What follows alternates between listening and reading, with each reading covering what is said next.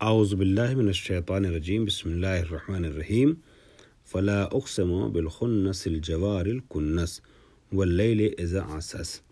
گزشتہ درس میں بہت کم آیات کی میں تفسیر آپ کی خدمت میں پیش کر سکا، اور اب اس درس میں بھی کوشش رہے گی کچھ آیتوں کی تفسیر ہو جائے اور دو ایک آیتیں زیادہ ہو جائیں تو بہتر ہے، لیکن بہرحال اصل مقصد یہ ہے کہ بات پہنچ جائے، چاہے متن کے لحاظ سے کچھ کمی رہ جائے اور آیات جو ہیں وہ زیادہ آپ تک نہ پہنچیں، مگر آیت کا ترجمہ اور مفہوم کسی حد تک واضح ہو جائے تو بہتر ہے، کافی حد تک واضح ہو جائے تو بہتر ہے۔ ہم گفتگو جو کر رہے تھے وہ خنس کے سلسلے میں کر رہے تھے گزشتہ درس میں، اور لفظ کنس آیا تھا کہ یہ گفتگو بیچ میں منقطع ہو گئی، اور اب آج اس کو میں مکمل کر رہا ہوں آپ کے سامنے نئے درس کی صورت میں۔ کنس کو میں نے عرض کیا تھا کہ کنس جو ہے وہ کانس کی جمع ہے، ٹھیک ہے، اور چھپ جانے والے وہ کہتے ہیں، اور عام طور پہ کناس جو لفظ ہے وہ ہرن اپنے لیے جو جگہ تیار کرتا ہے، اپنے کو چھپا کے بیٹھتا ہے، گویا ایک طریقے سے اس کا دربے ٹائپ کی اپنی پناہ گاہ بناتا ہے، ٹھیک ہے، اسے جو ہے وہ کناس کے نام سے تعبیر کرتے ہیں۔ تو یہاں مراد کیا ہے؟ چھپ جانے والا، کانس جو ہے وہ گوشے میں چلے جانے والا۔ اب یہ جو لفظ استعمال کیا گیا ہے بال جوارل کنس، ٹھیک ہے، انہوں نے فرمایا کہ ہر نفس کو قیامت آنے کے بعد معلوم ہوگا کہ اس نے کیا بھیجا ہے اور کیا حاضر کیا ہے۔ تو میں ان ستاروں کی قسم کھاتا ہوں جو پلٹ جانے والے ہیں، چلنے والے اور چھپ جانے والے ہیں۔ یہ دونوں صفتیں جو بیان کی گئی ہیں وہ ستاروں کے لیے بیان کی گئی ہیں کہ یہ ستارے وہ ہیں جو پلٹ جانے والے ہیں اور چھپ جانے والے ہیں۔ اور رات کے لیے کہا گیا ہے کہ رات کی قسم جب ختم ہونے کو آئے، ٹھیک ہے، اور بعض جگہوں پہ لکھا ہے رات کی قسم جب وہ پوری طریقے سے تاریک ہو جائے۔ اساس سے مراد تاریک ہے، ٹھیک، چھا جائے، اور ایک معنی یہ ہے کہ ختم ہونے کو آئے، اور ایک معنی اس کے برعکس ہے کہ جب شروعات ہو رات کی۔ مشہور معنی یہی ہے کہ رات کے جب ختم ہونے کو آئے، اور صبح کی قسم کہ جب وہ سانس لینے لگے، یعنی صبح کا آغاز ہو چکا ہو، ٹھیک ہے۔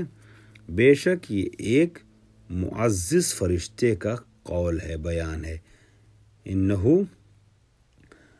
لقول رسول کریم، رسول کریم سے مراد ہے رسول اکرم ہمارے نہیں ہے، رسول کریم تو ہم لوگ رسول کو کہتے ہیں اپنے، مگر یہاں پر مراد جو ہے وہ جبریل امین ہے، یہ قول رسول کریم ہے، ٹھیک ہے۔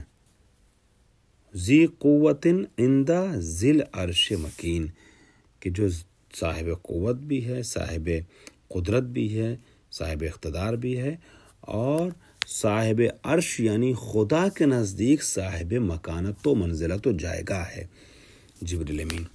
یہ جبریل کی صفت بیان کی گئی، کریم ہے، ذی قوت ہے، مکین ہے، 3 صفت ہو گئی، مطاعن ہے اور امین ہے، 5 صفتیں۔ مطاعن یعنی جس کی اطاعت کی جاتی ہے۔ جبریل امین وہ ہیں کہ جن کی آسمان پر جو ہے نا، جبریل امین کی آسمان پر اطاعت کی جاتی ہے۔ فرشتے جبریل امین کو فالو کرتے ہیں، ان کی بات کو مانتے ہیں۔ یہ علماء بیان کرتے ہیں، آپ کو تفسیر سے بھی پتہ چل رہا ہوگا، ظاہر ہو رہا ہوگا کہ جبریل وہ اس فرشتے کا نام ہے کہ جس کی دوسرے فرشتے اطاعت کرتے ہیں۔ یہ سید الملائکہ ہیں، جیسے ہم یہاں زمین پر اپنے امام کی اطاعت کرتے ہیں، فرما برداری کرتے ہیں، ٹھیک ہے، ہمارے رہبر امام ہیں، اسی طریقے سے آسمان پہ سید الملائکہ جو ہے وہ جبریل کو کہا جاتا ہے۔ البتہ یہاں سے یہ غلط فہمی نہ ہو کہ جبریل سے اوپر کوئی نہیں ہے مخلوقات میں، نہیں، ائمہ ان کے بھی امام ہیں، لیکن بہرحال وہ فرشتے جو ہیں جن کے اوپر جبریل ہیں، یہ الگ بات ہے کہ جبریل بھی کسی کو اپنا امام مانتے ہیں، فرشتوں کے امام اور رہبر ہمارے امام اور رہبر بھی ہیں، فرشتوں کے بھی وہ رہبر امام ہیں، لیکن ان سے قطع نظر آسمان پہ محتاج جس کی ذات ہے وہ جبریل ہیں، اسی لیے محتاج کا لفظ استعمال کیا، اور امین بھی ہیں۔ چلیے آئیے دیکھتے ہیں ہم اس میں انہوں نے کیا فرمایا ہے آپ کی متن درسی میں۔ فلا اقسم بالخنس، ٹھیک ہے، الجوار الکناس، جوار الکناس کے بارے میں یہی بھی گفتگو رک گئی تھی میری، ادھوری رہ گئی تھی۔ السیارات التی تکنس، وہ سیارے کہ جو کنوس کا شکار ہوتے ہیں، ہے نا، کناس میں جاتے ہیں، یعنی کیا، اے تخفا، خود معنی کر رہے ہیں کنس کا یہ، اے تخفا بالنہار، دن مخفی ہو جاتے ہیں، او فی مغیبہا، یا اپنی محل غیبت میں چلے جاتے ہیں، یعنی جہاں ان کو جانا چاہیے، جہاں چھپ جاتے ہیں، جہاں جانے کے بعد دن میں نظر نہ آئیں وہاں چلے جاتے ہیں یہ ستارے۔ وعن علی علیہ السلام امیر المومنین غالب کل غالب، حضرت علی بن ابی طالب علیہ السلام سے روایت ہے۔ ظاہر سی بات ہے ستاروں کی اور کہکشاؤں کی باتیں بس وہی بتا سکتا ہے دنیا والوں کو، زمین والوں کو، جو یہ کہتا ہے لو کشف الغطاء لمزددت یقینا، اگر میری نگاہوں کے سامنے سے پردے ہٹ جائیں تو ہمارے علم و یقین میں اضافہ نہ ہو، یا جو یہ کہتا ہے کہ میں زمین کے راستوں سے زیادہ آسمان کے راستوں سے باخبر ہوں، ٹھیک ہے، تو وہی یہ خبریں بتا سکتا ہے۔ اور اگر آپ اٹھا کر تاریخ میں دیکھیں اور کتابوں میں دیکھیں تو سماوات کی کے بارے میں اور مخلوقات سماوی کے بارے میں امیر المومنین نے ہی بتایا ہے جو بتایا ہے، چاہے نہج بلاغہ ہو یا کچھ بھی ہو، اور امیر المومنین اور ان کے باوفا جانشینوں کے علاوہ اگر آپ دیکھیں تو چاہے وہ تخت حکومت اور خلافت پر بیٹھ جائیں، امام کہلائیں، رہبر کروائیں، مگر کسی نے کچھ بھی نہیں بتایا سوائے حضرت علی کے اور اولاد علی کے، آسمان کے بارے میں، علوم سماوی کے بارے میں، نجوم کے بارے میں۔ یہاں بھی مولا کائنات کا جملہ ملتا ہے، جبھی تو خلقت کائنات کے بارے میں اور خلقت زمین کے بارے میں جو نہج بلاغہ کا خطبہ ہے، تو اس کو دیکھنے کے بعد کسی مغربی رائٹر نے کہا تھا کہ اس کو دیکھنے کے بعد ایسا لگتا ہے جیسے اس کا خطبہ ہے جس نے زمین کو، کائنات کو بنایا ہے، یا کم سے کم کائنات بنتے وہ دیکھ رہا تھا۔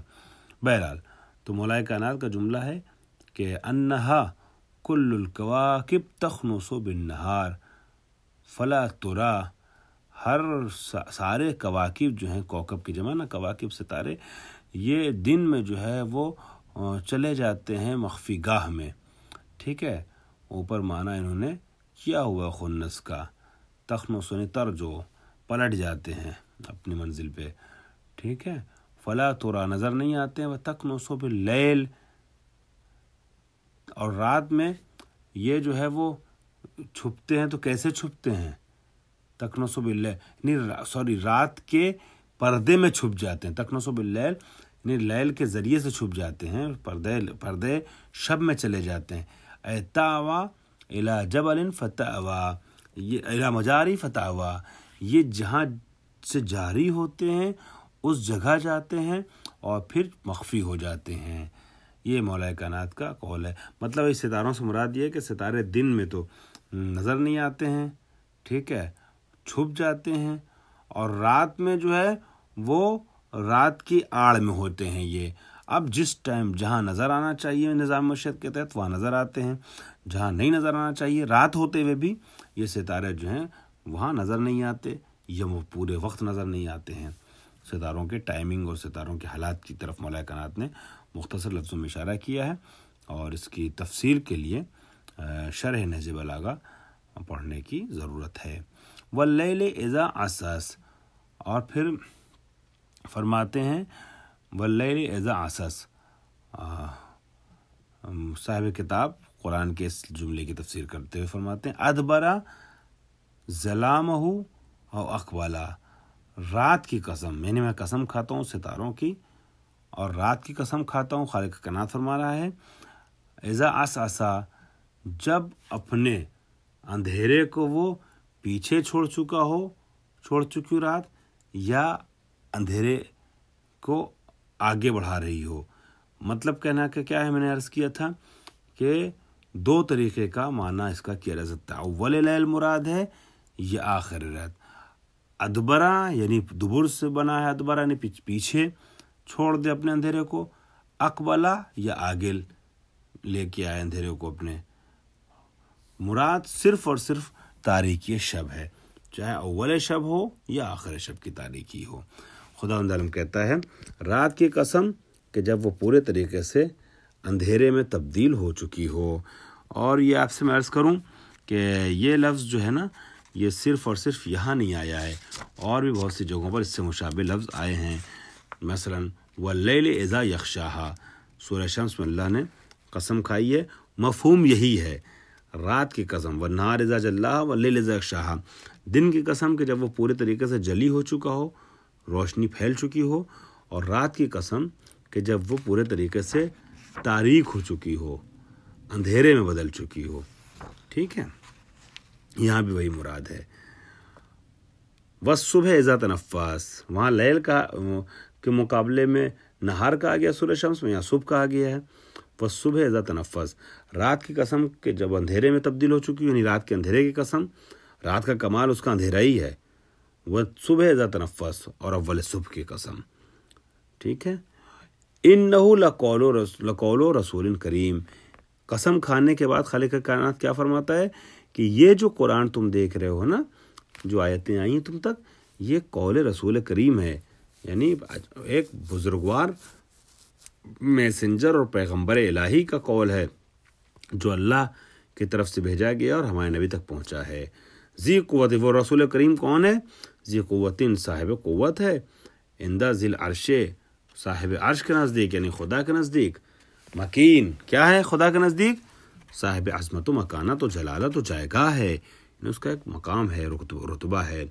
مطاعن, وہ اطاعت اس کی جاتی ہے, یعنی آسمان پہ فرشتوں کے نزدیک وہ جبریل امین جو ہیں وہ مطاع ہیں.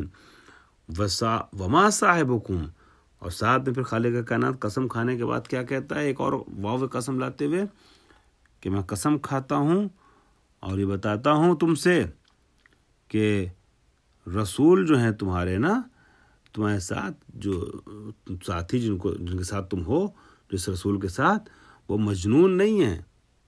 ٹھیک ہے, دیوانے نہیں ہیں. تم جس کو جیسا کہ سوچتے ہو ایسا نہیں ہے. کچھ تھے نا اہل. ٹھیک ہے, ساحر اور جادوگر کہا تھا نبی کو, اور مجنون, اللہ باللہ. تو قرآن کہتا ہے, ایسی سورہ نجم میں بھی آیا, والنجم اذا ہوا ما ضل صاحبکم وما غوا, اس طریقے سے. وما صاحبکم بمجنون, تمہارا جو ساتھی ہے وہ مجنون نہیں, یعنی نبی مجنون نہیں ہے. وَلَقَدْ رَآهُ بِالْأُفُقِ الْمُبِينِ, یہاں فارسی کا ایک ترجمہ میرے پاس ہے, ترجمہ اور حاشیہ اس میں لکھا ہوا ہے. وہ حاشیہ اور ترجمہ کیا ہے, اس میں لکھا ہوا ہے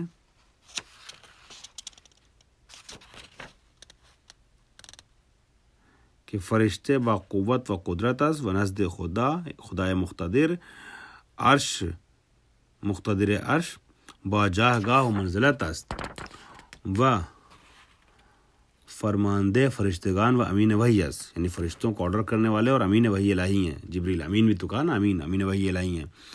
و رسول عصر شما, یعنی محمد مصطفیٰ صلی اللہ علیہ وسلم کہ دیوانش خواندید عقل کامل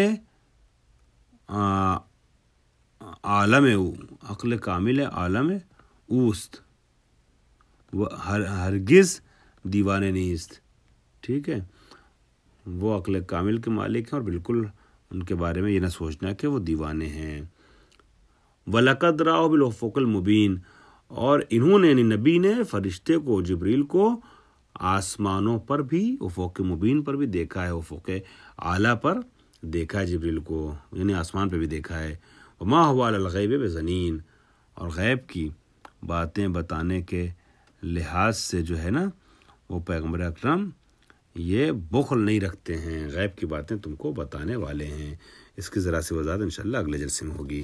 وآخر دعوانا الحمدللہ رب العالمین.